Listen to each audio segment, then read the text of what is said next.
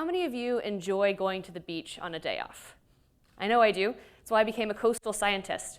But when you're getting ready to go to the beach, there's probably a couple things that you do. One of them might be look up the weather. You want to see if it's forecast to rain or how hot it's going to be.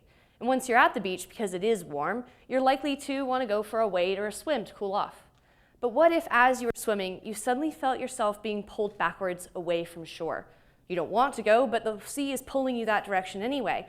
Your first instinct might to be swimming straight back towards the beach, but you've just been caught in a rip current. Rip currents are also sometimes called rip tides or rips, and they're concentrated flows of water that naturally form on beaches all over the world. And they flow at 2 meters per second, which is why you and I can't make progress back towards the beach. It's like a conveyor belt. Michael Phelps' top swimming speed is 2 meters per second.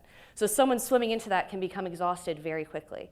And in fact, the United States Life-Saving Association, or beach lifeguards, rescue 40 to 50,000 people from rip currents every year. Now, those are great numbers, but there's still 80 to 100 people who drown every year, and that's just in the US. Hundreds more drown worldwide. And that's because people on the beach or swimming don't know what scientists know. When I surveyed 398 people on the beaches of Texas a few summers ago, 80% didn't know what a rip current was or how to escape them. Now, if you ever are actually caught in a rip current, because these are concentrated flows of water, you can swim sideways out of them. And once you get out of that flow, you can let the breaking waves carry you back to the beach safely. Now, I wanted to close the gap between coastal science knowledge and the public's knowledge. One of the ways that I did that was to try and predict where these are going to happen. So there's already a satellite circulating the globe that photographs the entire United States every day. Using the information captured by this camera on this satellite, I'm able to calculate the depth of the water column, or, in other words, predict that uneven alongshore surface. So rip currents form naturally as a mix of wind, waves, and an uneven underwater landscape along shore. They form preferentially in low spots. So by taking the data from this satellite, I'm able to calculate daily maps of potential rip current location. But that still takes an entire day.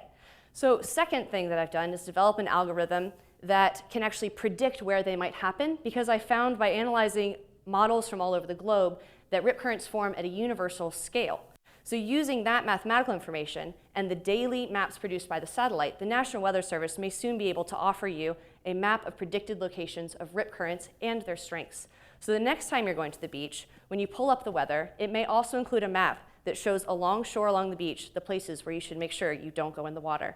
And just by chance, it may say across the bottom, brought to you by research from Texas A&M.